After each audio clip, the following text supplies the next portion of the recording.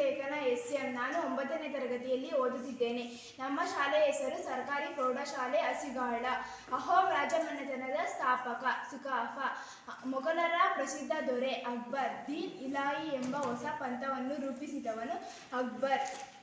ಆಗ್ರಾದಲ್ಲಿ ತಾಜ್ ಮಹಲನ್ನು ನಿರ್ಮಿಸಿದವನು ಶಹಜಾರ್.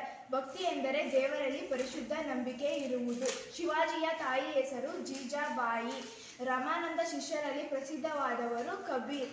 ಕಬೀರ್ ಅನುಯಾಯಿಗಳನ್ನು ಕಬೀರ್ ಪಂಥಿಗಳು ಎಂದು ಕರೆಯುತ್ತಾರೆ. ಮೀರಾಬಾಯಿಯ ದೀಕ್ಷಾಗುರು ರಾಮದಾಸ. ಕರ್ನಾಟಕ ಸಂಗೀತದ ಪಿತಾಮಹ ಪುರಂದರದಾಸರು. ಕನಕದಾಸರ ಪ್ರಮುಖ ಕೃತಿಗಳು ಮೋಹನ ತರಂಗಿಣಿ, ನಳಚರಿತ, ರಾಮಧಾನ್ಯ ಚರಿತ, ಹರಿಭಕ್ತ ಸಾರ. ಸಿಖ್ಖರು ಯಾರು? ಅವರ ಪವಿತ್ರ ಗ್ರಂಥ ಯಾವುದು? ಸಿಖ್ಖರು ಗುರುನಾನಕ್ ಅವರ ಅನುಯಾಯಿಗಳು. ಇವರ ಪವಿತ್ರ ಗ್ರಂಥ ಗುರು ಗ್ರಂಥ ಸಾಹಿಬ್. ಬಹಿರಂಗ ಪ್ರಚಾರ ಕಾರ್ಯವು ಮತದಾನ ಅವಧಿ ಮುಗಿಯುವ 48 ಗಂಟೆಗಳು ಮುಂಚಿತವಾಗಿ ಮುಕ್ತಾಯವಾಗುತ್ತದೆ. ರಾಜಕೀಯ ಪಕ್ಷಗಳಿಗೆ ನ್ಯೂನತೆ ನೀಡುವ ಸಂಸ್ಥೆ ಭಾರತದ ಚುನಾವಣಾ ಆಯೋಗ. ಮಾನ್ಯತೆ ನೀಡುವ ಸಂಸ್ಥೆ ಭಾರತದ ಚುನಾವಣಾ ಆಯೋಗ. ನಮ್ಮ 3 ಸೇನಾಪಡೆಯ ಅಧ್ಯಕ್ಷರು ರಾಷ್ಟ್ರಾಧ್ಯಕ್ಷರು.